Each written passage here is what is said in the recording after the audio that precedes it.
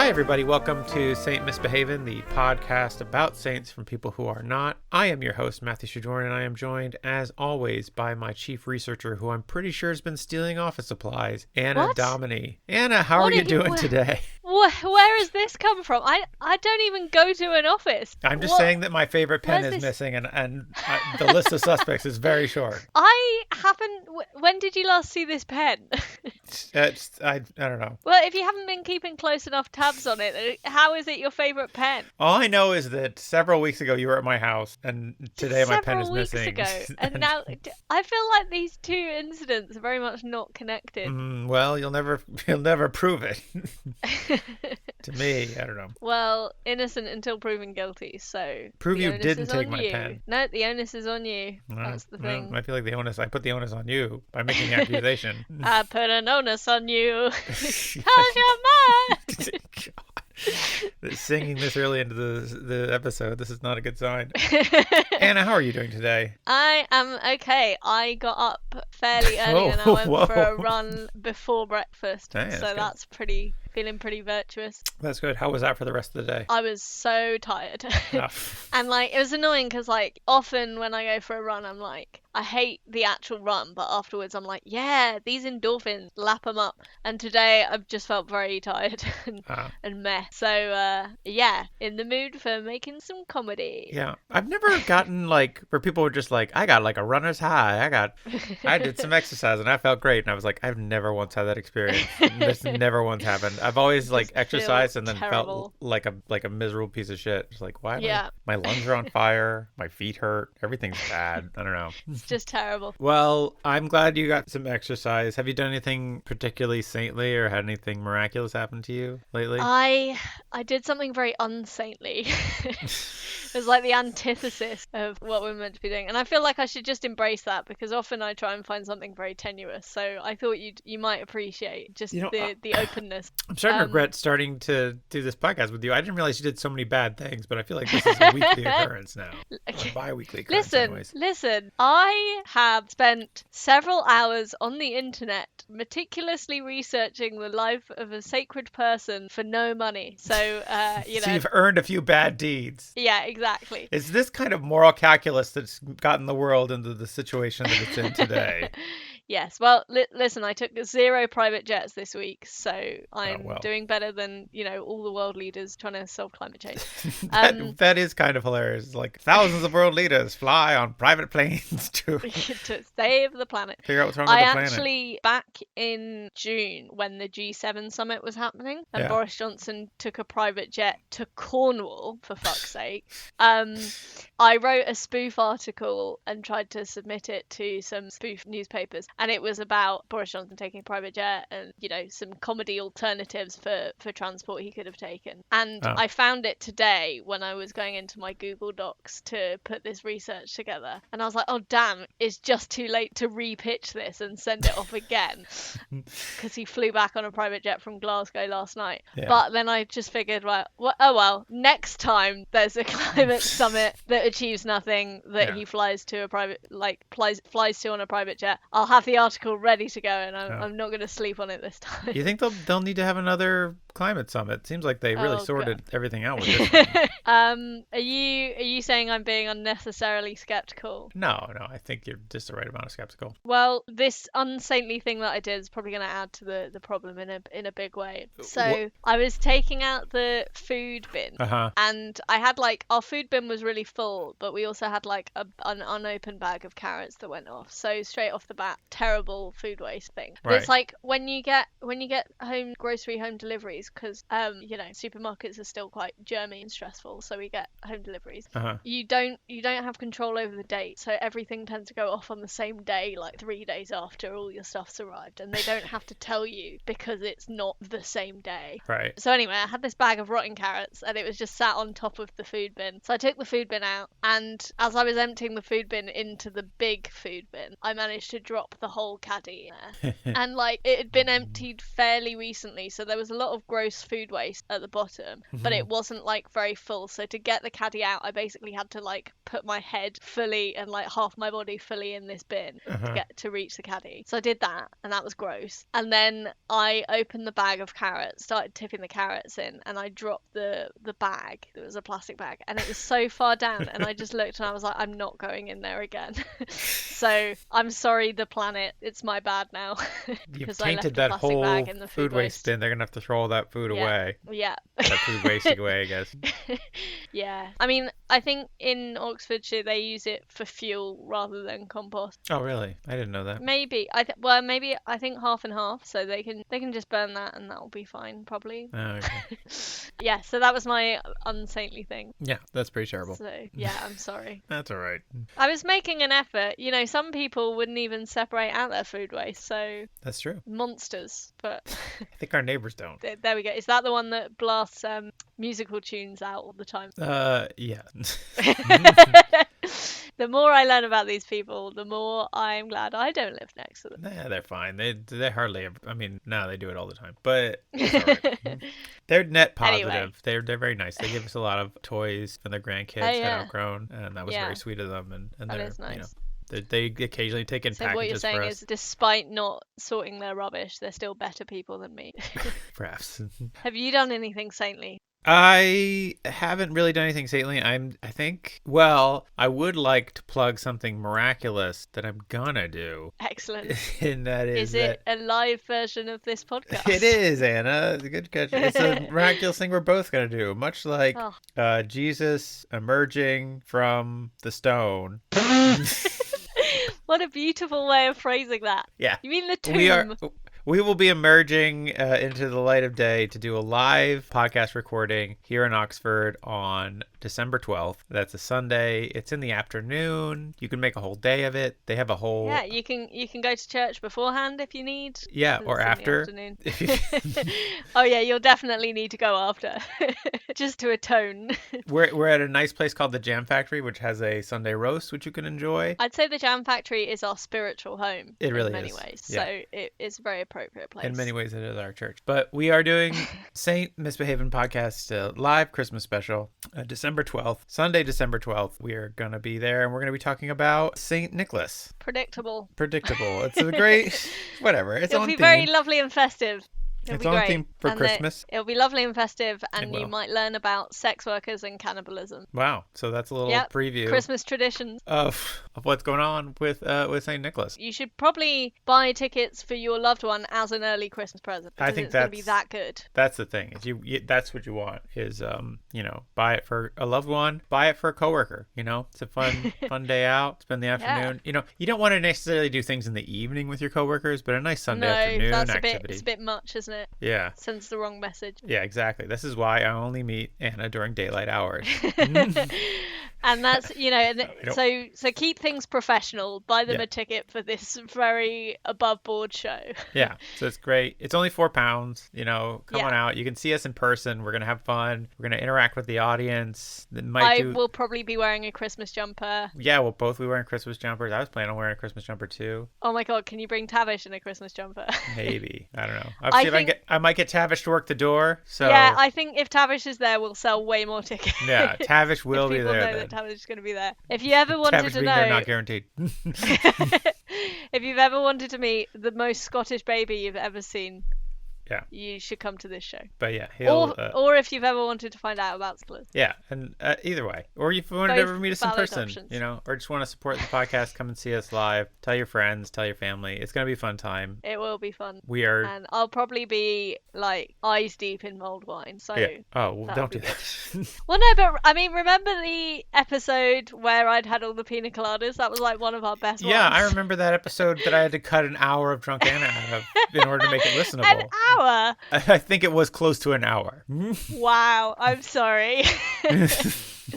I I mean, listening back, I think you did an amazing job editing, because I listened to it and I was like, that is the funniest I'm ever going to be. I also enjoy that episode. I listened to it again recently, and I was like, oh yeah, this is the one where Anna was drunk.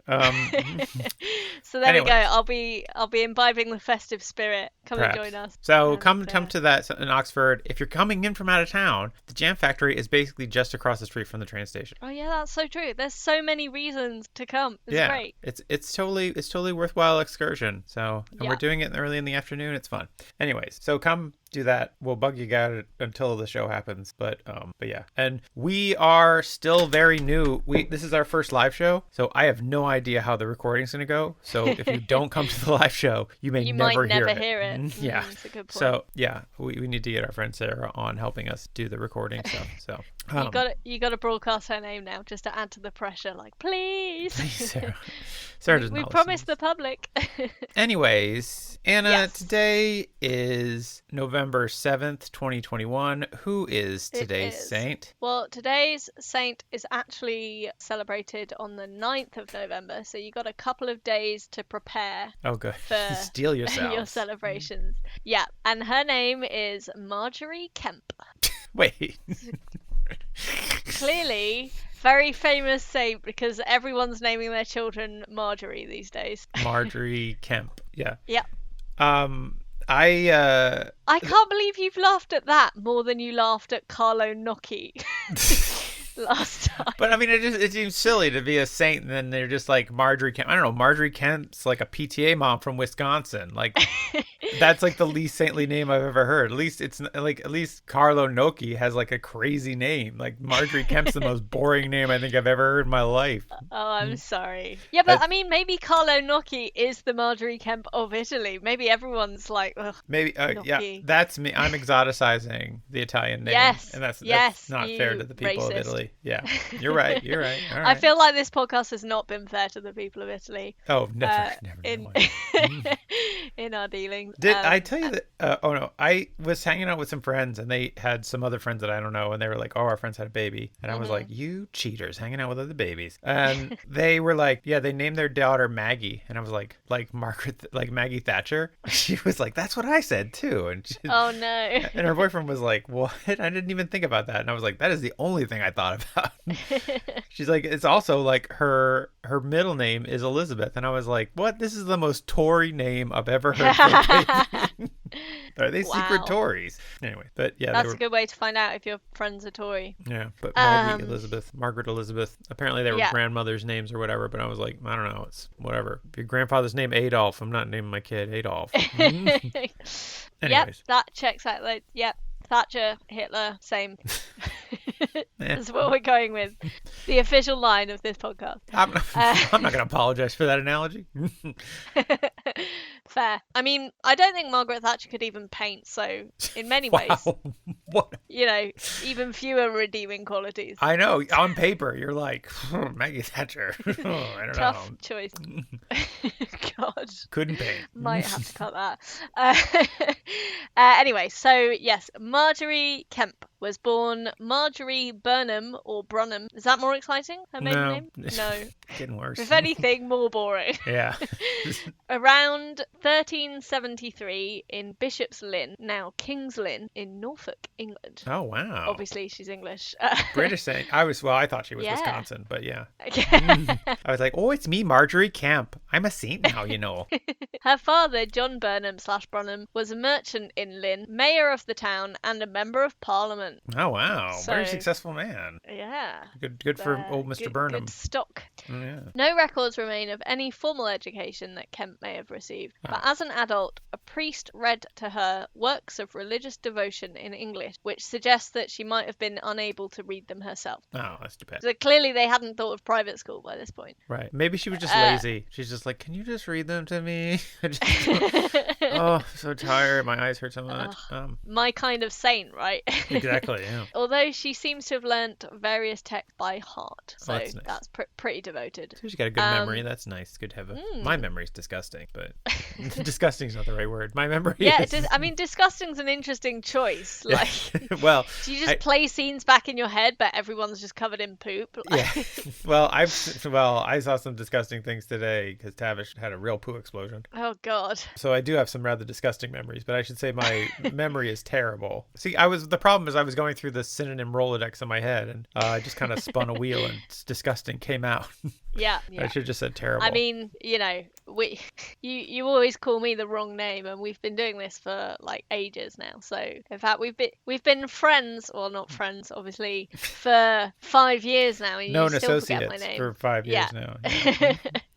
Workplace acquaintances. We're real. Yeah, no, she's got a good memory, so she memorized a bunch of texts. Yeah, so that's Bible-y ones, I imagine. Yeah. At around 20 years of age, Kemp married John Kemp. Well, that was a coincidence. I just enjoy that sentence. It was her cousin. No, he became a town official in 1394. Wait. So she was 20? So she was just like an old crone. Like, I can't believe she still got married in the 14th century. Come on. We don't know exactly when she was born, but so it was around 20. Oh, that around she 20. Married. Okay, so probably more like Married 13. John. 20, 13, same difference when you're in the medieval times. Yeah, I mean, it's all just like, they can't, yeah, how are you supposed to measure that stuff? And yeah, he became a town official in 1394. So clearly, very supportive wife. Oh, that's good. They had at least 14 children. Ooh. Yeah. I like that it's at least. It's like, there may have been more, but they forgot to write those ones down. It's like, again, it's the Middle Ages. It's like around 20. That's Yeah. Everything was around 20. How far is it here? It's around 20 miles to the next town. It's like, how much do you weigh? Around 20 pounds. By which I mean 100. Yeah, they only had the one number. They were so poor, they only had one number and they had to share it between them. Anyways. Kemp was an Orthodox Catholic, and like other medieval the 14 mystics, kids kind of give that away. Yeah, I mean, I feel like in those times it wouldn't have really made a difference. I guess not. Like, it wouldn't. You could be a Protestant. Well, were there Protestant? I don't think there were Protestants by then. But you could be a heathen and be like, I'm pro-choice, but then you don't really have a choice. Right. I guess not.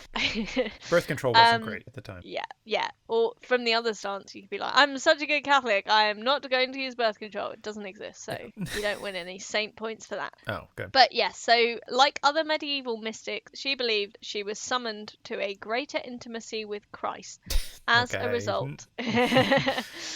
As a result of multiple visions and experiences she had as an adult. Okay. After the birth of her first child, Kemp went through a period of crisis for nearly 8 months. Oh. How many months old is Tavish now? 9 months. Okay, so you've had a longer crisis. So is it like postpartum depression or? Yeah, so people think it may have been postpartum. Oh, that's too bad. That's a serious thing. In I don't those want to make times, fun of that. Good. Yeah. Well done. Good.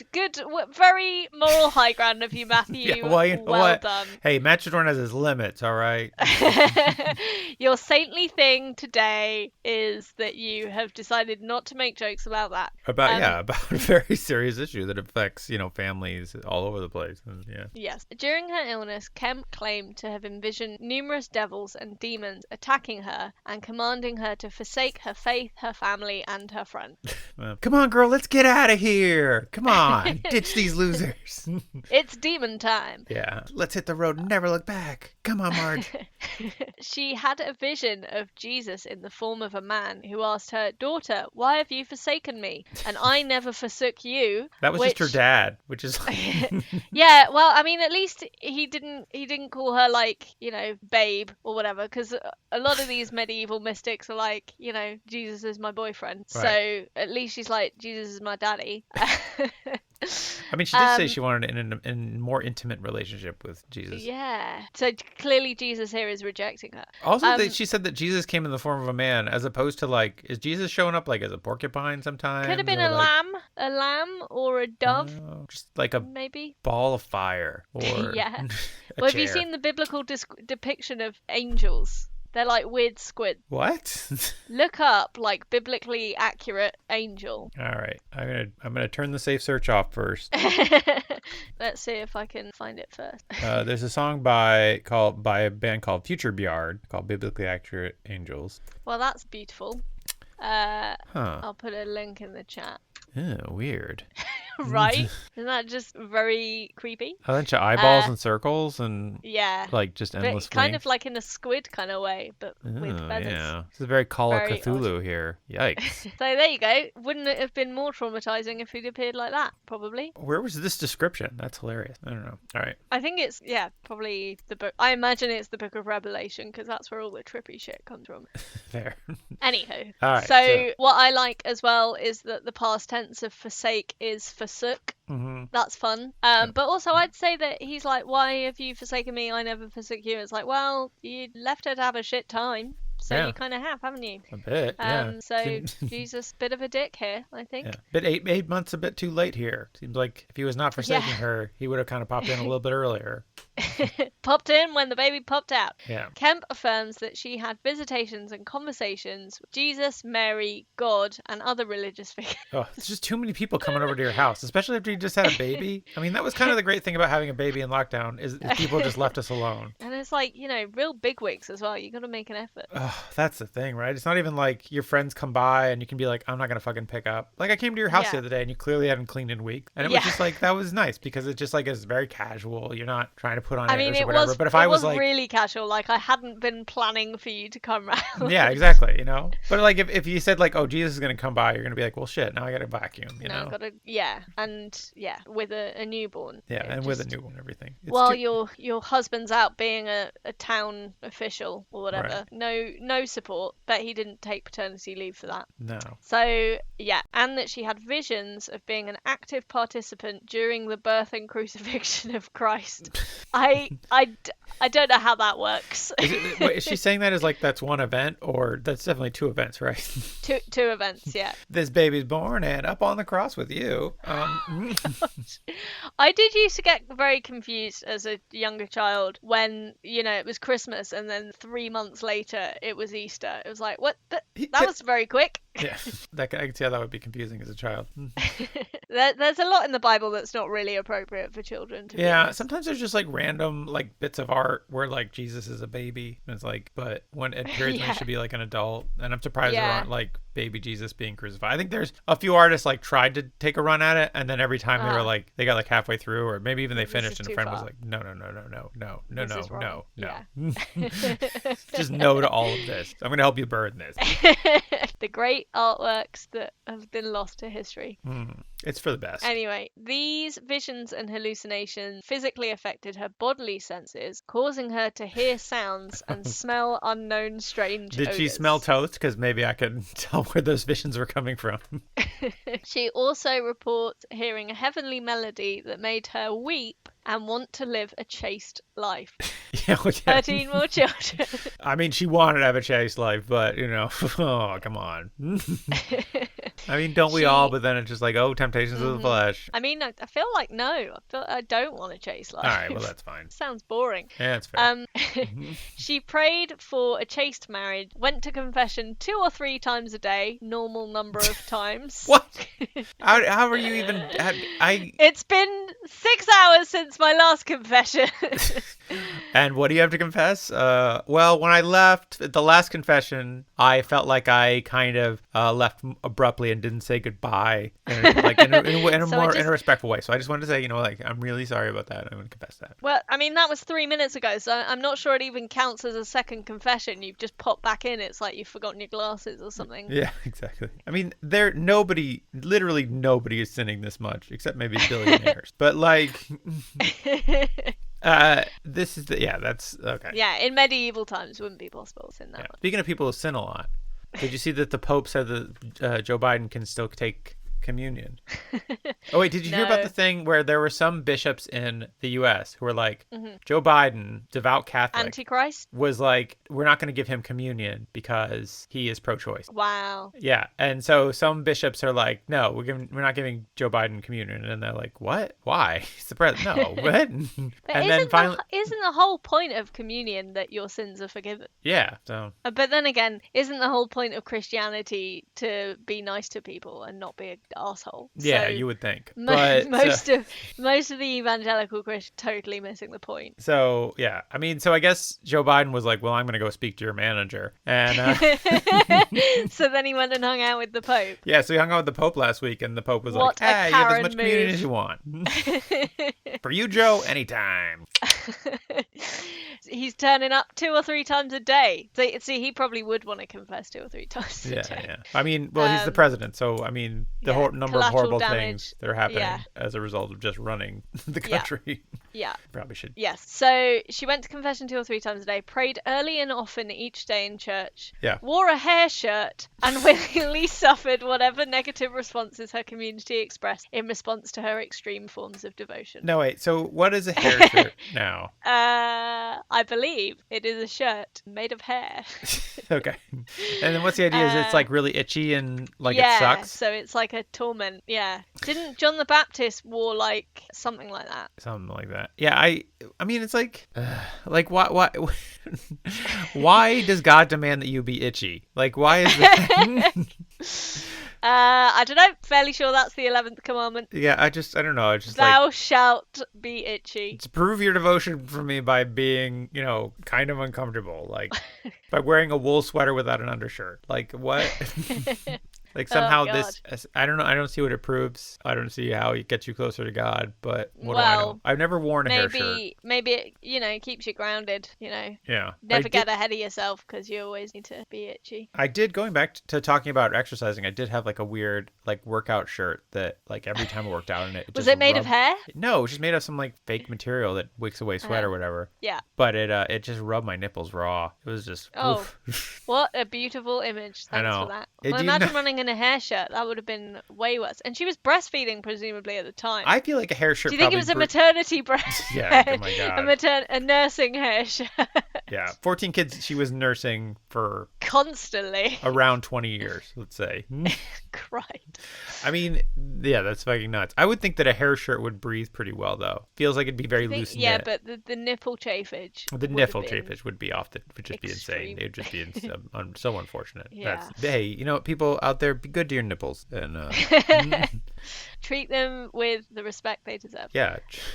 That's our exhortation to you. God gave you those nipples, and you may not be using them. And you may not need them, but be good to them because they're, you never know. Amen. Yeah.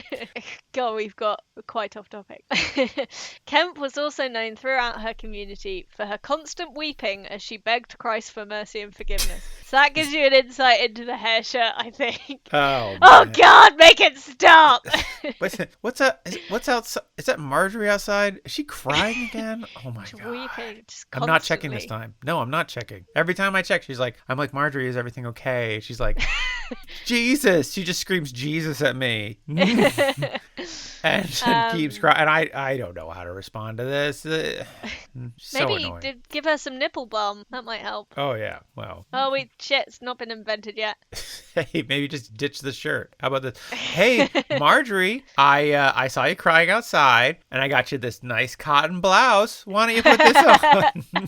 Temptress, get away from me! Yeah. How am I supposed to be close to God in breathable fabrics?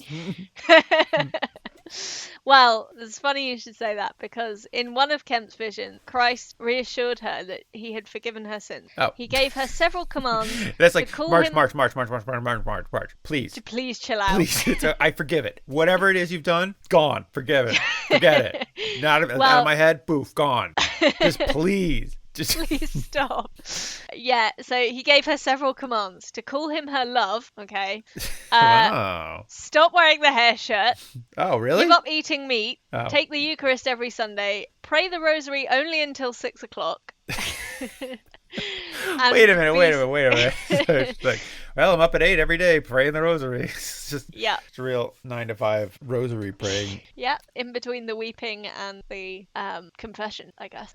Yeah. Stop wearing the hair shirt as well. Just take it off, he said. Yeah. And be still and speak to him in thought. Yeah. So not out loud, I guess. I don't think this is Jesus. This is somebody dressed up like one of their neighbors dressed up like Jesus and was like, all right, here's what you need to do. The next door neighbor who's just had enough of the noise and they've tried everything and they're like, okay, what if we incept a vision in here's what we're gonna do. Steve, you look the most like Jesus because you got that big bold beard. What you're gonna do is we're gonna have you stand on top of this barrel and then we're gonna get some lanterns behind you and kind of backlight you.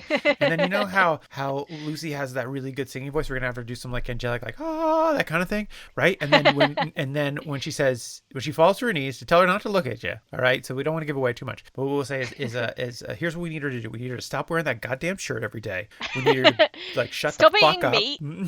Yeah, and also could she stop eating meat? She eats too much meat. I'm just worried about that's just because I'm worried about her health. All right, I'm just worried. Like she eats so much beef jerky. It is unhealthy. She's work on her diet. There we go. That is exactly what happened. Yeah. But there's no proof but there's no proof that it didn't happen. So. Right. No, I think that's the most likely. Yeah, there's no proof you didn't steal my pen. So. Yeah, quite. Oh, so we're still on that, are we? It never goes away. I won that pen. Unlike all your stationery, I'm gonna steal a pen next time I go to your house now, just to spite you. Yeah. And then I'll return it, and that'll be my saintly deed. Anyway, he also promised her that he would give her victory over her enemies, give her the ability. All the people she pissed off by being noisy, I guess. I guess so. It sounds like everybody in town is around me. Well, she did. Yeah, she did alienate people by her extreme devotion. Yeah. And give her the ability to answer all clerks. Wait, all? I don't know how many clerks are like questioning her. Wait. All clerks? Sorry, I think in America it's pronounced clerk. Oh, clerks. Okay, wait. So how many clerks are coming after her? Like.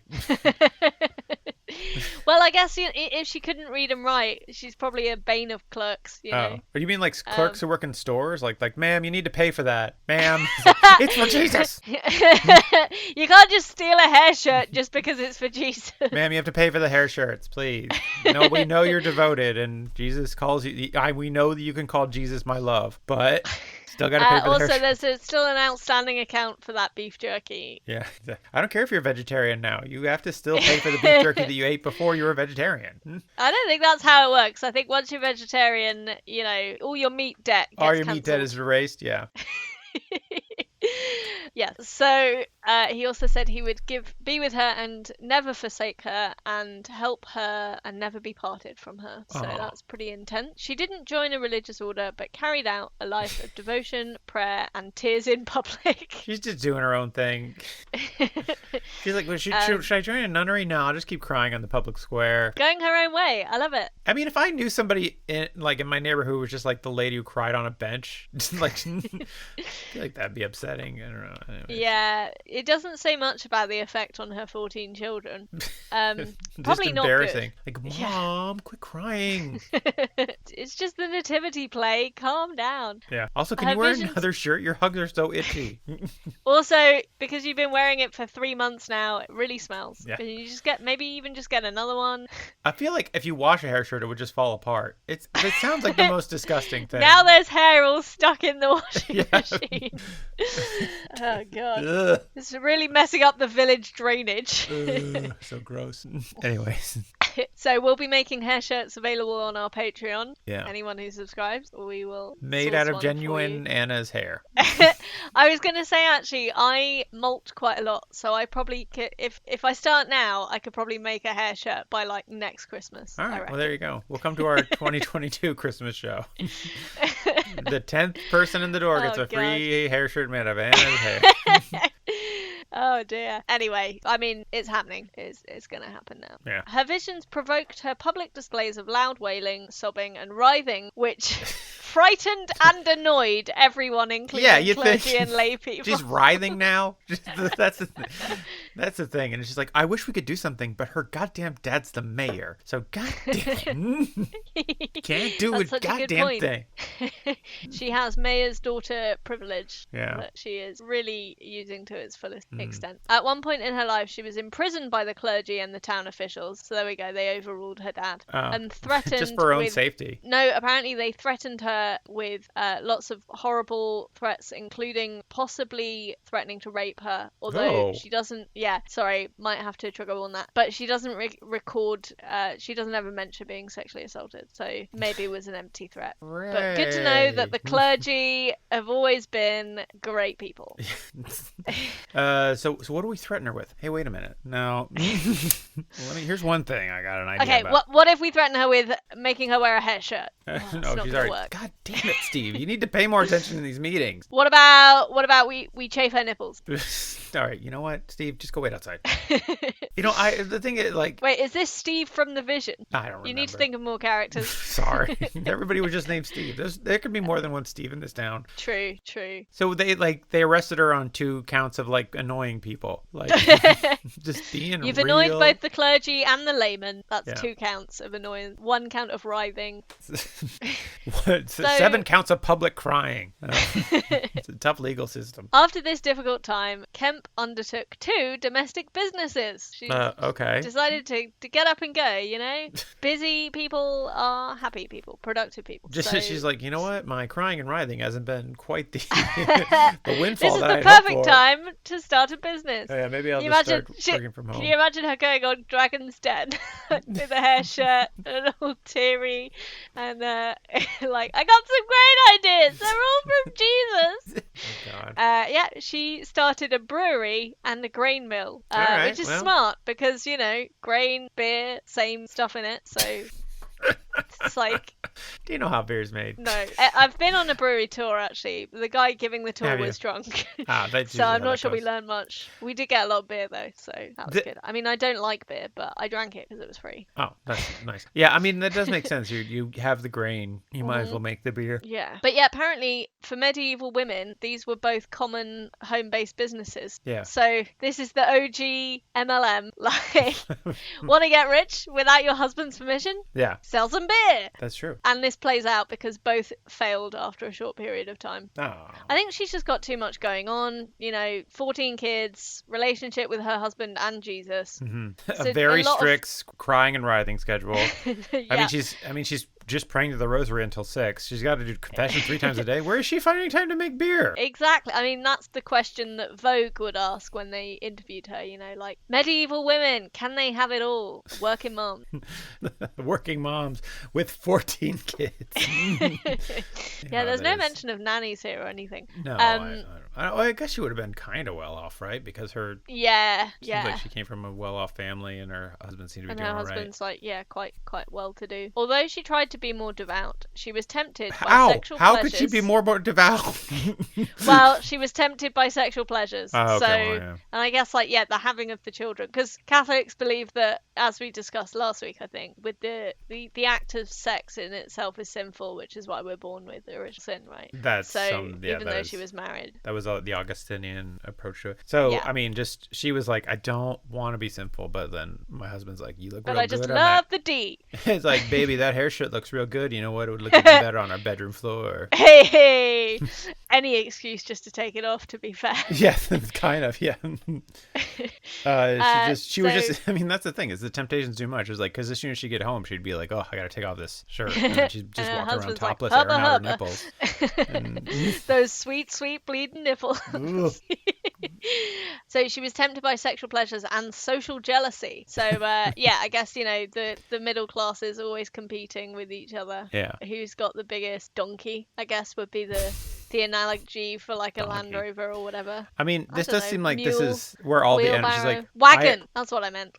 What? In the circles that she's moving in, there's like competition for who has the biggest wagon. Oh. It would be the equivalent of the best 4x4. I mean, this makes sense though with like where she was like, death to her enemies or whatever, revenge on her enemies, whatever God had promised her. Yeah, I feel like Jesus may not have promised that. But this is all just like a lot Steve really cocked up with that one. But I imagine her enemies are all like just like Barb down the street who I brought a casserole and she never returned the dish. Now she's my enemy.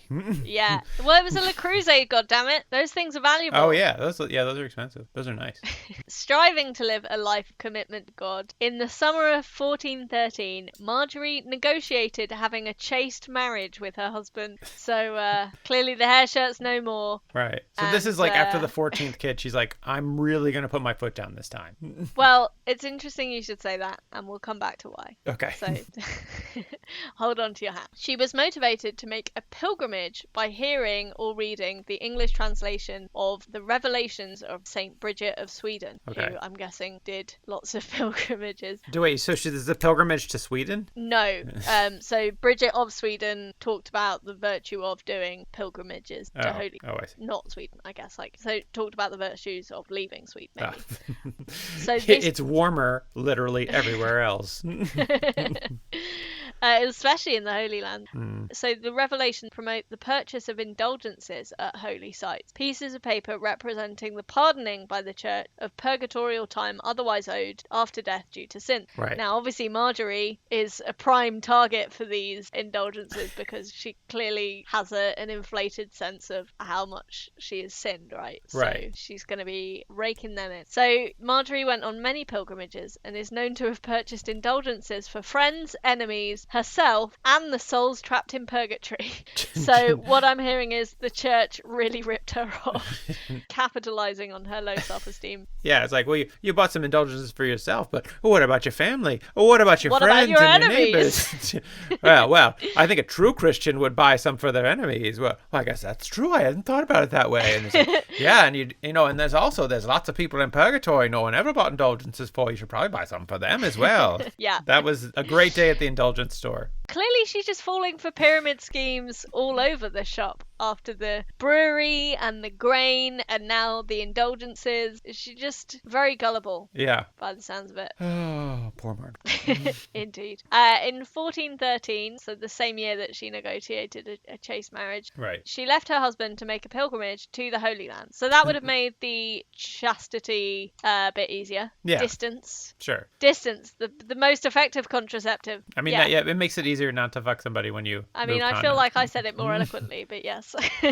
During the winter, she spent 13 weeks in Venice, and from Venice, she travelled to Jerusalem via Romola, which is a twin town of Oxford. Fun fact for you there. Neat. It's in Palestine. Wait, what was she doing in Venice? She was just hanging out for like 13 weeks. Yes. Yeah, I don't know why you wouldn't go to the Middle East in winter, because it would probably be a bit warmer. It does seem like the thing to do, but also it's just like, why? What are you doing in Venice for all of winter, basically? Yeah, I anyway. couldn't find any more. Just hanging out. It's just nice there. It's like well, there's probably a lot of churches. So many churches. You had to spend 13 weeks to hit them all. Probably, especially if you're confessing at each one 3 times. Yeah, that's the thing. You're not getting anywhere. You're do so many confessions. Don't even get to appreciate the art. Just there for the confession. Right. One vivid detail she recalls was riding on a donkey when she saw Jerusalem for the first time. She nearly fell off the donkey because she was in such a shock from the vision in front of her. Of a city? Yeah. Oh. It's a very holy city, okay? Okay, well, I guess so. I've visited Jerusalem and I never fell off a donkey. Did you ride any while donkeys? I was there? But the bus you took from the airport, did you like fall off? I did ride a camel. That was yeah? fun. That was crazy actually. When you get on it and it's like its legs are curled up and then it stands up, and when it stands up and you're sat on it, it's like a roller coaster. It's very like sudden and shaky, and you're just suddenly very high up. Oh. Because they're very tall. Camels. I guess. They're not like horses. Anyway. Well, you're also very short, so I don't know. But when you saw Jerusalem, you weren't completely overcome by... I mean, to be fair, I was in a Jeep or whatever, or minibus probably, rather than on a donkey. So maybe if I'd had less stable seating, I would have fallen off. Do you think this was unrelated to seeing... Maybe she just was like, it was just her bumpy donkey. Could be. Maybe she was a rubbish equestrian. You never know. Have you ever heard of Jerusalem syndrome? No. It's this idea that like 1 in 10 people who visit Jerusalem, they're like totally normal people, and then they get off the bus, and then as soon as they hit the ground, they're like, oh, it turns out I'm the Messiah. It's just this, 1 in 10 people. I don't know. Are you sure? It's surprisingly common. I doubt it. Maybe it's not 1 in 10, but it's like it's surprisingly common. Where people are just 1 in 10 people who are already on powerful medication. Possibly. It's just, I don't know. It's just like it's like a strange psychotic break that happens exclusively in Jerusalem. Wow. Anyway. Okay, fair enough. Maybe it's an urban legend. I don't know. I like to believe it's true. It sounds medically accurate for sure. Yeah, thank you. To be fair though, also I don't think I saw Jerusalem in one approach because we were going through checkpoint stuff. So that tends to ruin the mystery. Yeah, definitely. Being aggressively questioned at every single border very sort of damps the mood. You don't feel quite as welcome as you'd like by the third or fourth checkpoint. Quite. So during her pilgrimage, she visited lots of places that she believed were holy. To be fair, I think they were mainly places that everyone else thought was holy too. She's like, I believe this. Like, we've all agreed these are holy. This is the Dome of the Rock. We all agreed this is holy. Maybe she's got Jerusalem syndrome then. She's like, well, I'll have you know, I declare the Garden of Gethsemane, I'm declaring this holy. No one else has thought of this before, but it's happening. It's just like, well, now they've got the Margery Kempe seal of approval. Yeah. She's handing out blue plaques for them to put up. Yeah. Margery Kempe approved. She was in Jerusalem for 3 weeks and went to Bethlehem, where Christ was born. She visited Mount Zion, Heard of it. which is where she believed Jesus washed his disciples' feet, which is interesting. I don't know if it's widely believed that Jesus washed people's feet. But he did. But is it at this place? Well, that's the thing. It's like it's difficult to place everything. She's like, I'm pretty sure it was this place. Geography. Yeah. Based on what? Based on something I read? No, because you're illiterate. Wow. Okay. Based on something that was told to you? I've just got a feeling. Actually, Jesus told me. So there. Oh yeah, I just remembered. This is the spot. She visited the burial place of Jesus and his mother Mary and the cross itself, which is interesting because I feel like it would have disintegrated by now. Well, you definitely can't visit it anymore. Yeah, maybe maybe in the 14th century it was still there. I don't know. I feel like if wood is gonna rot, whether it's 1400 years or 2000, it's not gonna make much of a difference there. Yeah. Well, I mean, it's the desert, right? So it's dry. Yeah, I was about to say it is drier there. That's a good point. I just feel like people would always be stealing a chunk, and then after 1400 well, years... especially these Catholics are like, this is a relic! Yeah, Sell exactly. it on the website. But, yeah, you can go to Jesus' tomb? Yeah. Believed to be Jesus' tomb. Allegedly. Yeah, Jesus is a legend tomb. If you go in there, it's empty. So how are you supposed to... That was the whole point of the story. Oh, right, never mind, I forgot. That's how you know it's really his tomb and not someone else's. Because if it was someone else's, there would be a body in it. Yeah, it's like, well, you think we just have empty tombs laying around? It's just this one. You think that Daniel here just dug this hole now just to make a quick buck? I think you should go. People should, if you go to Jerusalem, you should just dig your own tomb and be like, "Oh, actual Jesus tomb." You'd probably make quite a bit of money out of that. I'm sure that definitely, extraction from religious tourists in that way definitely doesn't and has never happened. Yeah, I bet if I Google it, there's like 10 actual tomb of Jesus. Yeah. Finally, she went to the River Jordan and Mount Quarantine. Which would be a good place to visit now, right? Yeah. We've all been to Mount Quarantine, yeah. Yeah. Amen. Which is where they believed that Jesus fasted for 40 days. Mm. And Bethany, which was where his pals Martha, Mary, and Lazarus had lived. Oh, so there you go. Lots of holy sites. After she visited the Holy Land, she returned to Italy. Clearly loves Italy. Well, big fan of pasta. Right. That's why she keeps having to pilgrimage there. I mean, she's been living in... Wait, where does she live in Britain? Norfolk. Yeah. Yeah, I mean, she's been living in Norfolk all her life, so she's like, actually, it's quite pleasant here in Italy. It's warm. There's clear skies. People don't smell of dung 100% of the time. all good things going for Italy there. Yeah. The food is Before, seasoned. yeah. Don't have to just eat beef jerky the whole time. Yeah. She stayed in Assisi before going on to Rome, and like many other medieval English pilgrims, she resided at the Hospital of St. Thomas of Canterbury, which is in Rome. Oh. Not Canterbury. During her stay, she visited many more churches. She is visiting so many churches on this It's trip. kind of her thing. And there's like, we have museums and restaurants and beautiful piazzas, and you can just go visit. No, just churches. I'm just interested in the church. I'm late for my second confession of the day. Move out of my way. Well, the second confession of my third church of the day, but yeah. Right. Oh God. So she's got multiple churches and several confessions in each church. That's why she spent so much time in Italy. She's like, I can't go anywhere because I do so many churches. Confessing. I have to go to do so many confessions. It's insane. 1 second. Forgive me, Father. She didn't leave Rome until Easter 1415. So this trip took 2 years. Oh, okay. And on her return to Norwich, she passed through Middelburg, which is in the Netherlands. Okay. Don't know why that's relevant. I was going to say, and... Yeah, nothing happened there. There's a plaque there to attest the fact that nothing happened here. On this day in 1417, nothing happened here. In 1417, she set off again on a pilgrimage, this time to Santiago de Compostela in Spain, surprisingly, travelling via Bristol, where she stayed with the Bishop of Worcester. Oh. On her return from Spain, she visited the Shrine of the Holy Blood in Gloucestershire. Whoa. And that's so metal. And then went on to Leicester, which, you know, just as exciting as Palestine and Italy. Sure. No one's saying it's not.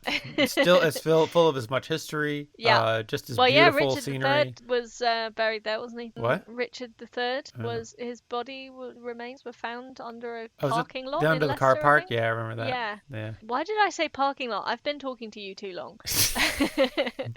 Yeah. I'm gonna start saying aluminum, and then I'll hate myself. Yeah. When I was early on in stand-up, I had a joke about that story, which was I don't know. I don't really remember. Something about now is the winter of our discontent made glorious spring by whoever dug up this goddamn parking lot. I was the fucking king. Anyways. Nice. Thank you. It was early on in my career. Buy tickets to Matthew's past comedy shows. Kempe recounts being interrogated in public during her travels. One followed her arrest by the mayor of Leicester, who accused her in Latin of being a cheap whore, a lying lollard, and threatened her with prison. But it's so much classier when you say it in Latin. Well, it's interesting that you should say that, because her defense was that she had the right for the accusations to be made in English so that she could defend herself. Fair. And so she was briefly cleared, but then brought to trial again by the abbot, the dean, and the mayor, and imprisoned for 3 weeks. Wait, why was the mayor angry with her? I'm confused. Why he just was so basically, you cheap I think whore. she was just like too publicly devout, and it wound people up. But Lollardism was a religious movement that Lollardism? Yeah, it's Lollardism or Lollardy was denounced as a heresy. So I guess they were accusing her of being a heretic. No more lolling. Everyone must laugh internally. Well, you know, she was already quite loud, so I guess laughing out loud as well just made her more. Yeah. So after this, she continued on to York, where she made many friends with whom she wept and attended mass. Wait. You know, we're just some friends hanging out, weeping, attending mass as friends do. It's nice to have weeping friends. Friends who weep together, sleep together. No, that's true.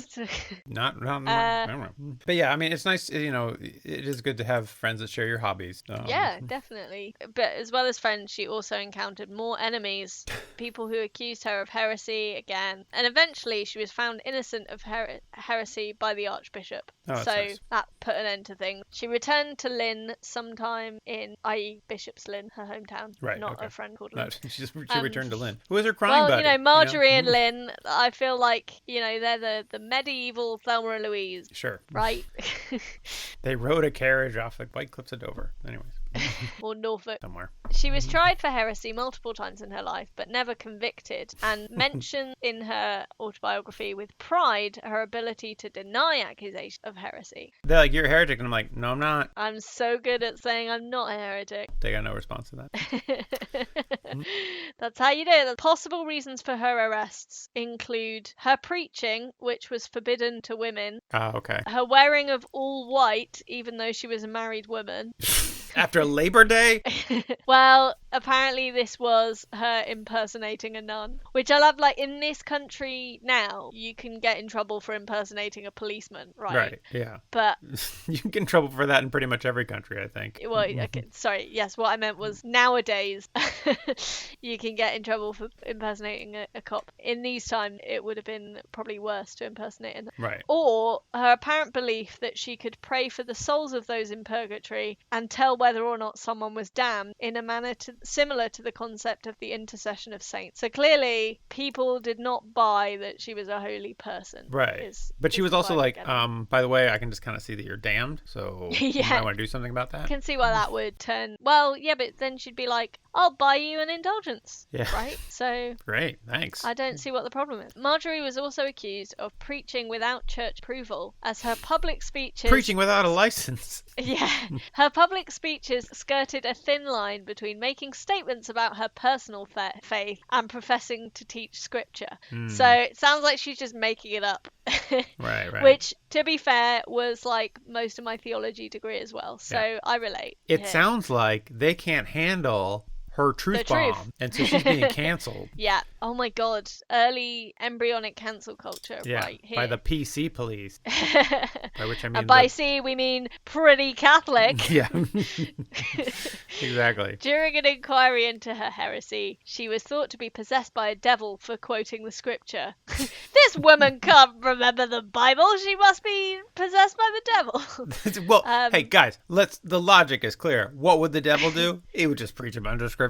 Yeah, that is exactly what the devil, of all the things, and was being constantly reminded of the prohibition by Paul against women preaching. Yeah. So clearly rubbing people up the wrong way. It's like, we don't want... Paul said it, but, we can't... We wish we could change it, but Paul already said it. It's not me, love. I didn't make the rules, darling.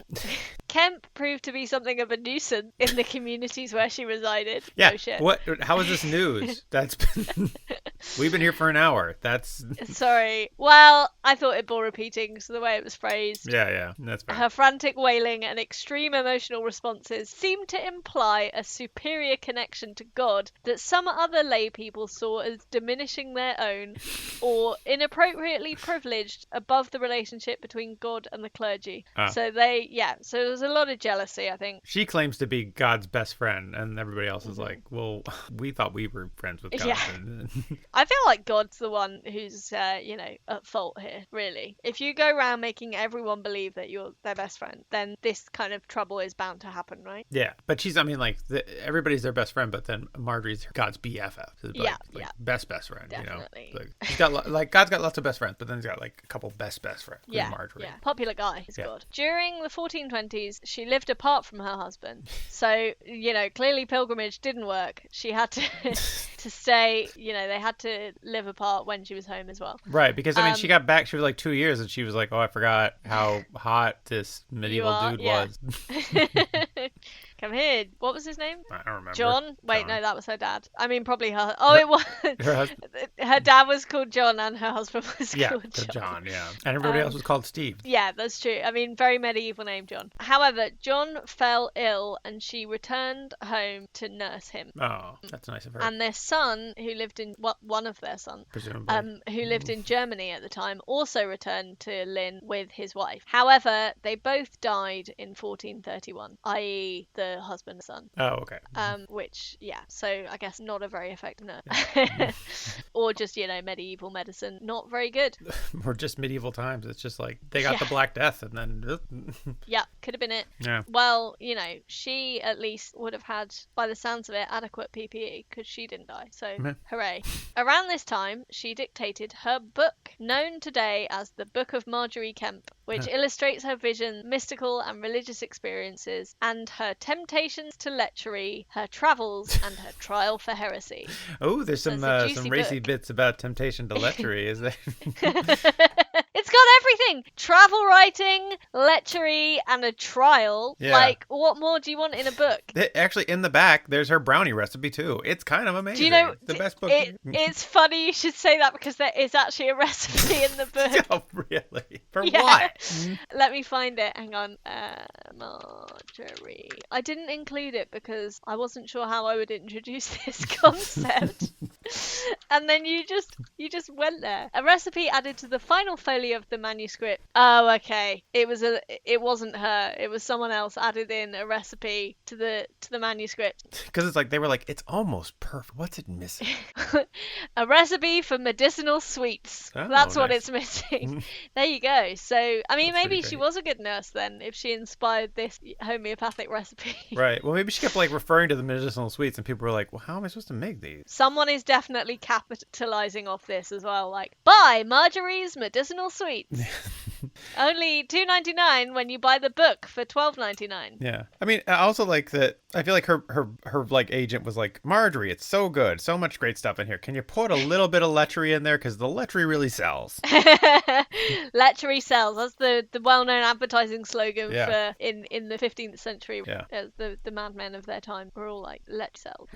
So her book is commonly considered to be the first autobiography written in the English language. So that's pretty remarkable. I guess and it You feels don't sound that impressed. I mean, I guess, yeah, good for her. And as far as autobiographies go, it sounds comprehensive. So yeah, well, not without the recipe, but with that once you added have the in. recipe. Nearly everything that's known of her life comes from this book. Oh. In the early 1430s, despite her illiteracy, she decided to record her spiritual autobiography. Just book on tape? Yeah, just a dictaphone. Yeah. She somehow invented that. That is miraculous. Hundreds of years before electricity. In the preface of the book, she describes how she employed as a scribe an Englishman who'd lived in Germany, but he died before it was completed, and what he'd written was unintelligible. Oh. Not just to her, but to others, apparently. Oh. Because obviously it would have been unintelligible. I was confused. I was like, wait, if he died before it was written, how did he write this part? It's a ghost writer. Miracle. Just moment. Oh, very good. Yeah. Sorry, I ruined your joke there. You did. We work so well together. It's a perfect comedy pairing. Anyway, don't let me put words in reviewers' mouth. She then persuaded a local priest who may or may not have been her confessor, Robert Springald. I mean, that would make sense because he's heard her life story so many times. That guy has heard far too much about Margery Kempe. So she persuaded him to begin rewriting on the 23rd of July, 1436. Okay. Then on the 28th of April, 1438, he started work on an additional section covering the years 1431 to 4. So what happened in those years? I don't know why it's split up like that. I'm sorry. And don't have much information on the book, but I did enjoy this. In chapter 15, Margery describes her decision to lead a celibate life that we heard about. However, chapter 21 mentions that she's pregnant again. So best laid plans. When we were like, she promised to try and be chaste. Yeah. Look, she's trying, all right. Yeah. But I think that's pretty inspiring because, nobody's perfect. Right. That's true. Everybody gets lonely. Especially, when your husband is the fittest John in all of Mercia. Or yes, I think it is. Medieval geography there.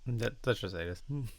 In 1438, the year the book is known to have been completed, a Margery Kempe, who may well have been Margery Kempe, was admitted to the Trinity Guild of Lynn. It's not confirmed whether this is the same woman. However, this was the last possible mention of her after the book, so we don't know when she died. Oh. But it would have definitely been after. Wait, what's the Trinity Guild of Kent? Or Kent? Or wait, what is it? The Trinity Guild of Lynn. Lynn. Yeah. I don't know, there were just guilds in medieval times, aren't there? Okay, fine.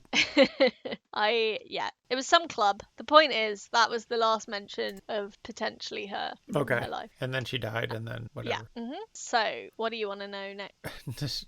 Does she have any miracles? Apart from the miracle of 14 children, no. She, in fact, I'm going to tell you now, she wasn't in fact saint, but she is. She is revered in the Church of England, so she's not a Catholic saint, but she has a commemoration day on the 9th of November. Oh, okay. And in 2018, the mayor of King's Lynn unveiled a commemorative bench for her in the Saturday marketplace. Just the perfect place to cry in public for anybody. Yeah! When in Lynn. When in Lynn, do as Margery Kempe does. Go to Margery Kempe's and have a good old cry. And hey, have a thrash about. It's what she would have wanted. Buy your hair shirt, wear them to the bench. No, just wear like just wear like a nice like sweatshirt or something. You want to be comfortable when you're crying. You know what? If they're really thinking like that bench would have a like tissue dispenser, so you could. Yeah, it doesn't say anything about that. They've missed a trick there. Yeah, they really. Yeah, or that's a business opportunity for us to go to Lynn and just be like, tissues here, get your tissues. Once this podcast is out, that's the next step of our genius business plan, which I feel like Margery would have approved of. Yeah. So part of her significance lies in the autobiographical nature of her book, because it is the best available insight of the experience of female middle class people in the Middle Ages. Oh, interesting. So yeah, and she probably wasn't made a saint because during the time when she was alive, everybody hated her. well, yeah, the task of interpreting the Bible and God through the written word was restricted to men. Men. Oh, I was gonna guess men. Yeah, men. Men. So women That makes mystics sense. often expressed their experiences of God differently through the senses and the body. Right. And she was obviously of that tradition / persuasion. So yeah, she wasn't in fact a saint, but if she was, what would her pages have been, do you reckon? I would guess she'd be the patron of crying in public. Trying and failing at lots of things. Yeah. Entrepreneurs, I think. Yeah, the patron saint of homebrewing, definitely. Yes. Patron saint of annoying your neighbors. Yeah. Patron saint of being like, you can't arrest me, my dad's the mayor. People say that. Patron saint of fashion, I think. Dedicated to the look. Yeah. Suffering for her art. Definitely the patron saint of chafed nipples. Like if you've got, Yeah. like if your nipples are raw, you would definitely pray to Margery. And I reckon patron saint of wanting to be chaste, but just loving the D too much. Yeah, just being like, you know what? Oh, I wish I could quit you. John. Traveling, gap years. I'm saying She did a she's lot the of patron saint traveling. of like being a tourist in Italy. Like, so that, yeah. Yes, yeah, cool. So yeah, she would have been about 65 when she died, which is, yeah. clearly those medicinal sweets They worked. kept her going for a fair amount of time. Yeah. Do we have the recipe for the medicinal sweets? Can we guess what's in it? Is it like laudanum and heroin? I think we're going to have to buy the book. I think that's the only way that we can I'm just get our hands on that recipe. If you like- subscribe to our Patreon, you can help us buy the book. Yeah. Because, I mean, after we regroup all the other costs Yeah, of promoting this. Yeah. I'm Okay. still- Well, you need to regroup the costs of my unpaid labour, so... There's a number of other costs that need to be covered first. But yeah, I want to find out what's in those medicinal sweets. It's just, I don't know. I'm sorry. I'll try and make my research more comprehensive next time. If we come up against any other recipe-related saint antic, I'll be sure to try and track down the recipe to make my research comprehensive. All right. So she's no patronages then. No. She's no, not like a blessed really or saint. anything? Nah. Oh. But she has a day, so she clearly mattered to someone. No, I guess so. Guy that built the bench. Yeah. And yeah, I just thought she was kind of interesting. You look very confused. You're like, I don't think she was interesting. I don't know. She was interesting. She was more You're just interesting than dismissing her because she was a woman. Yeah, that's what it is. Now, I think she was more interesting than her name suggested that she would be. Definitely. And it sounded like she got around a lot. I think she was a bit too intense for most people's taste. But can I suggest she probably would have been a saint if she was a man? Not just because of the whole preaching thing, but just Fair. the bar is quite low for like a lot of the other saints that we've heard about, where it's like he was an aristocratic fuckboy and then he regretted it a little bit, but not entirely. Yeah. I mean, So- it does feel like, what is she doing? She's weeping? What? That's so girly. What? Yeah, We can't have her being a saint. exactly. Well, poor Margery.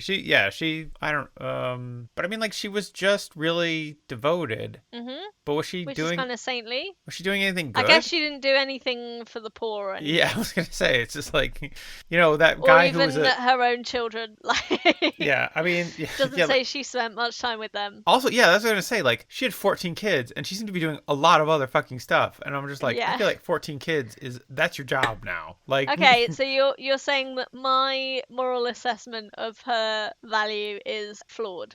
I'm just saying that. Well, I think she's a role model because she wasn't afraid to feel her feelings in public. I've cried in public. It's very embarrassing. Right. And she Nobody's did it saying all the isn't. time. Also, she went to church a hell of a lot. That's pretty saintly. Is it? Legit question. Oh. Well, I mean, honestly, I think in the 14th century / 15th century, like going to church was like going to the cinemas. Like, there's nothing else for entertainment. It's like the one place that like wasn't a gross falling down hovel with hay all over the floor or whatever. True. Like it was just kind of a little bit nicer than anywhere else. It's just like a big open building. I kind of picture it with her like going to a casino or something because she's buying all these indulgences. Like I got 10 more this week. Exactly. One of these indulgences is gonna pay off one of these days. Anyways, Anna, do you think that you'd ever have? I got my numbers on this. Do you ever think that you would have Margery Kempe to intercede for you?